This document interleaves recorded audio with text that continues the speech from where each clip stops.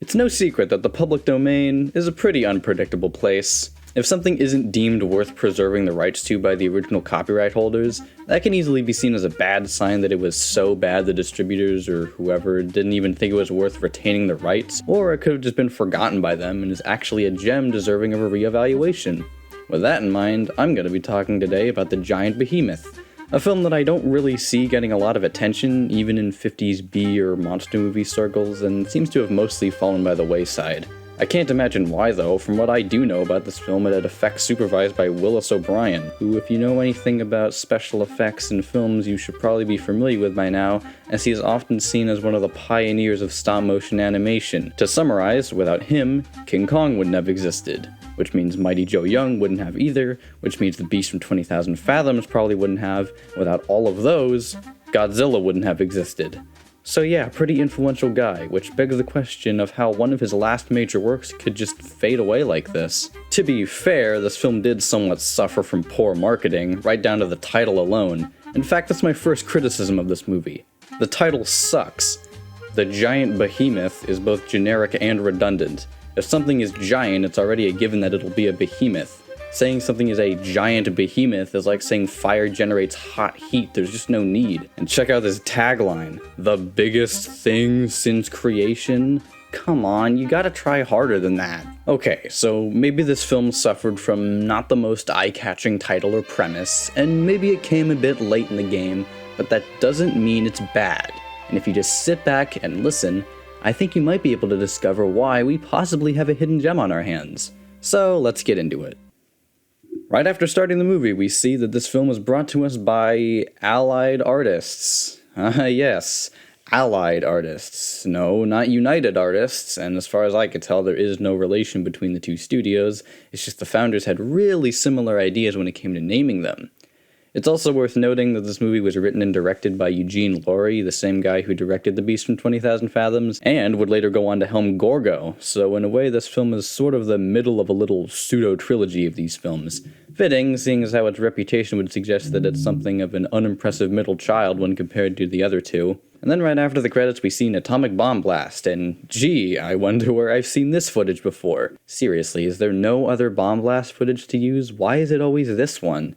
Of course, this is more than just unrelated stock footage, and is actually part of a presentation being delivered by a man named Steve Carnes. Right off the bat, one thing I can give this movie credit for is the fact that it actually discusses the effects of radiation and the like. A lot of films from this time use atomic weapons to explain away their monsters' origins. This was the atomic age after all, but they rarely ever actually dive much deeper into the subject beyond the surface level. This film actually addresses them. It's nothing drastic, and it's nowhere near as much of a dissertation on the horrors of nuclear weapons as something like the original Godzilla was, but it is more in-depth with it than it really had to be, so I appreciate it for going beyond the Call of Duty. This deckhead doesn't seem as pleased with Carnes' thesis as I am, however, forcing another attendee at the lecture, Bickford, to step in and put him in his place. While Steve finishes his lecture, we cut to this random Cornish fishing village, where this fisherman and his daughter have brought back a mighty fine catch. While tending to the fish, however, the father bears witness to the most dastardly sight of all. Bright, flashing lights? No, don't you know he's epileptic? After her father doesn't come home that night, the daughter decides to seek help from the only people she knows who can.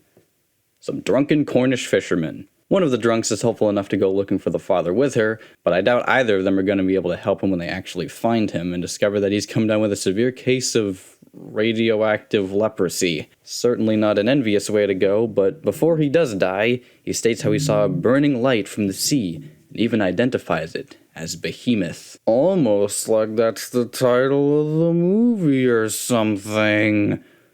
The guy's funeral is held the next day, and it's...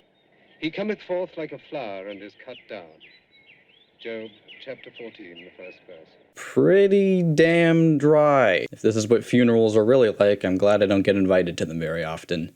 While walking back from the cemetery, Jean and John, yes, those are their actual names, notice a whole lot of dead fish along the shoreline, as well as what looks like a patch of pulsating vanilla ice cream. What's this stuff?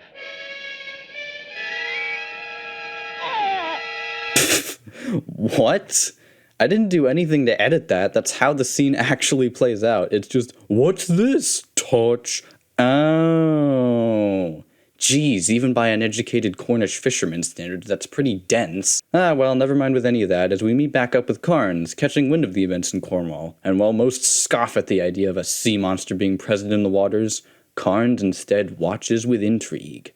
Granted, all he has to go off of at this point is some drunken fisherman's ramblings, but better to be safe than sorry, I suppose. Naturally, Carnes calls up the one man he can trust, simply because he stood up for him that one time. While Bickford is initially skeptical of the idea that what happened to the fish and their ermine might be radioactive in nature, he decides to accompany Carnes to Cornwall anyway. With our dream team assembled, it's off to Cornwall to investigate this fishy situation. And they pay a visit to the closest thing Cornwall has to a licensed medical professional. He ends up not being a ton of help until he asks John to reveal the burn on his arm, this time looking less like leprosy and more like he contracted radioactive herpes. Bickford and Carnes begin the investigation, but not before we get this essential line. Gentlemen, you can change here if you want to. Thanks. So as our dynamic duo examine the rocks, Jean comes forward and tells them about her father's dying words, specifically his utterance of behemoth. And then he said, Behemoth. It's a prophecy from the Bible. It means some sort of monstrous great beast. Wait, isn't that the Leviathan?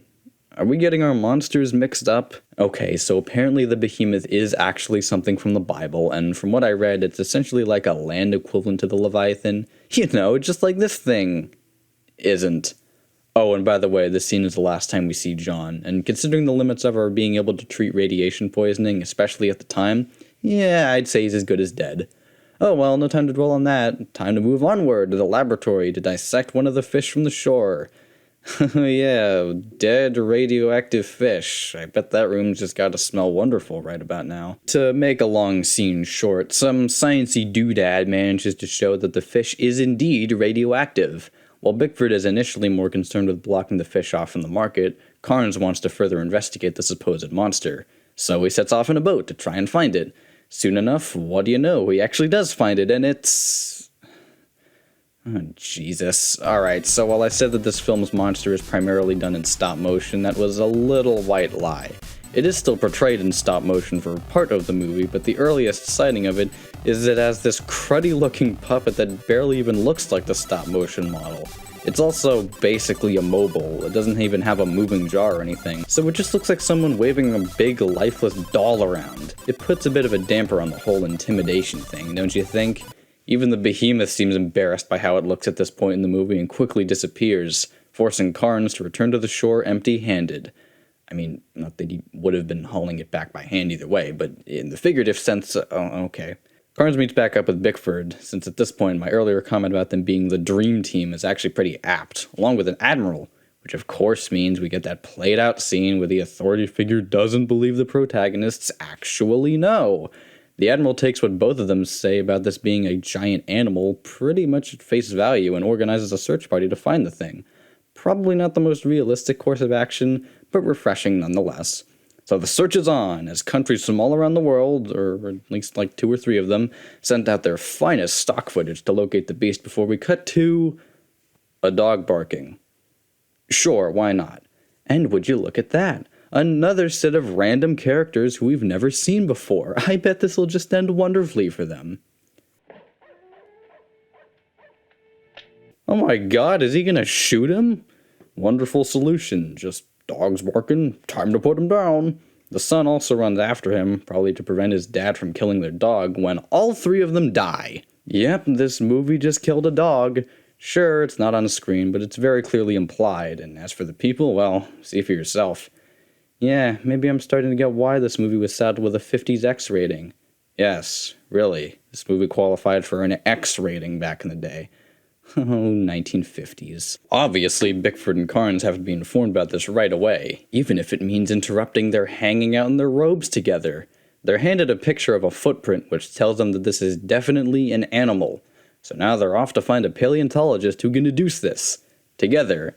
Because together, they're Bickford and Carnes Monster Hunters. So obviously, for the most qualified man in paleontology to deal with this menace, they find... Ever since childhood, I've expected it. I knew these creatures were alive somewhere. Sure, we'll go with him. This is Dr. Sampson, and he tells Bickford and Carnes that the beast is a Paleosaurus. Out of curiosity, I decided to see if the name Paleosaurus has any connection to anything real, and while there is something in the fossil record called Paleosaurus, it's spelled differently and is an intermediate archosaur, not a dinosaur. So maybe this is a coincidence, or maybe the filmmakers really were inspired by this obscure creature for the name of their monster. I mean, it was discovered prior to the film's release, so maybe. Also, Sampson says the beast is electric. Like an eel. I'm not going to critique this film from a scientific perspective. At this point, if you still care about that, that's your problem. Cut to an illustration of the beast, and well, that doesn't look familiar at all, does it? We get another scene with the Admiral, and this time it's a little bit more of that stupid, I'm the authority so my ideas are better than yours than the other one, but it's not like the guy's foaming at the mouth at any of Bickford and Carnes' suggestions. He just says they don't have to block off the I really should have looked up how to pronounce that before I started recording this, because it's already monitored by the radar. So while that's going on, Sampson sets off in a helicopter to find it himself. Well, not quite by himself, he did bring along all these other poor schmucks.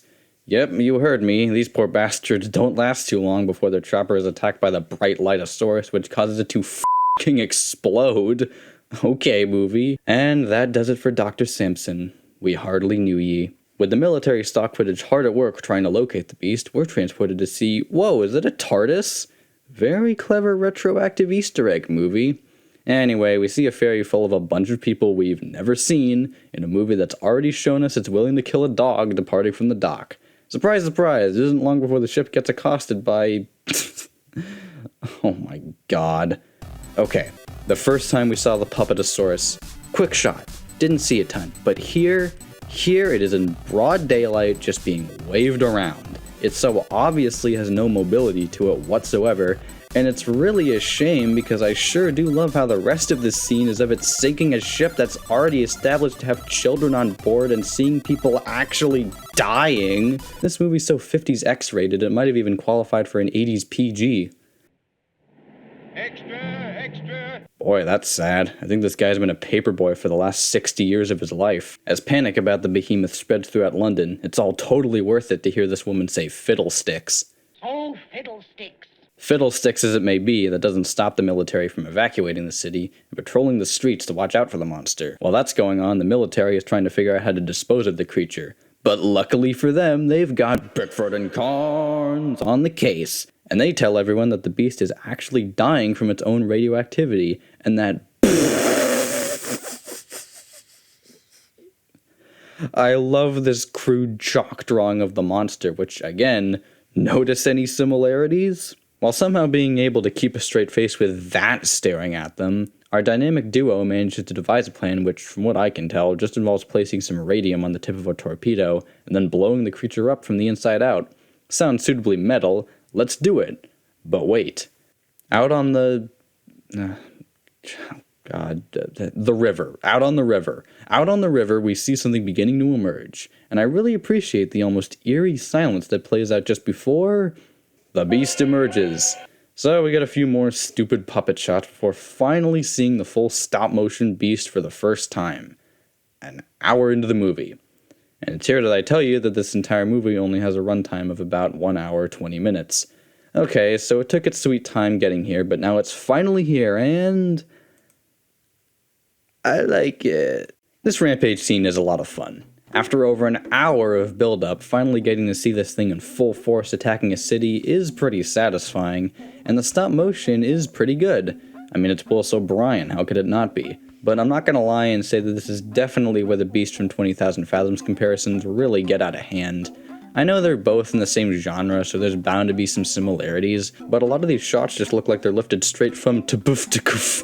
Sorry, I got tired of saying the Beast from 20,000 Fathoms and had to switch it up. It doesn't help that, while it is animated well, the Paleosaurus from a design standpoint isn't really anything all that original. It's basically just a Brontosaurus with sharp teeth, and it's just too generic to really stand out all that much. Not to mention, what the hell is up with its eyes in some of these shots? In most of the shots they look fine, but then you have shots like these that make it look like it's trying to roll its eyes back into its head.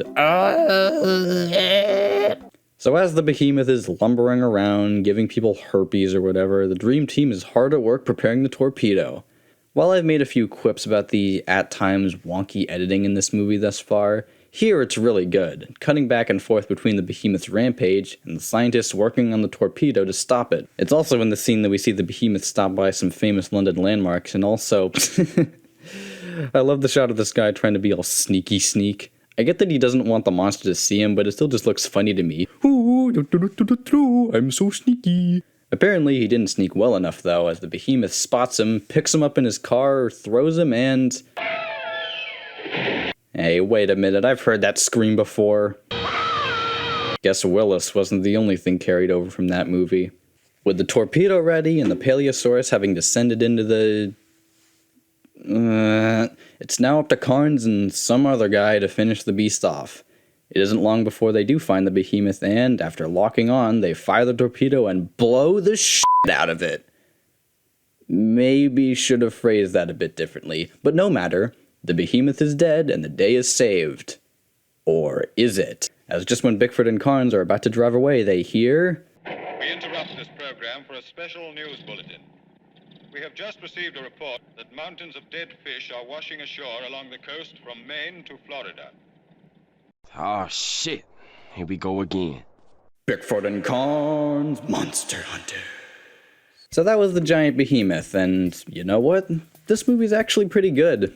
Now, don't get me wrong, it is absolutely shameless with its similarities to The Beast from 20,000 Fathoms, to the point where it might as well be a remake of that movie, but as far as remakes go, you could do a lot worse.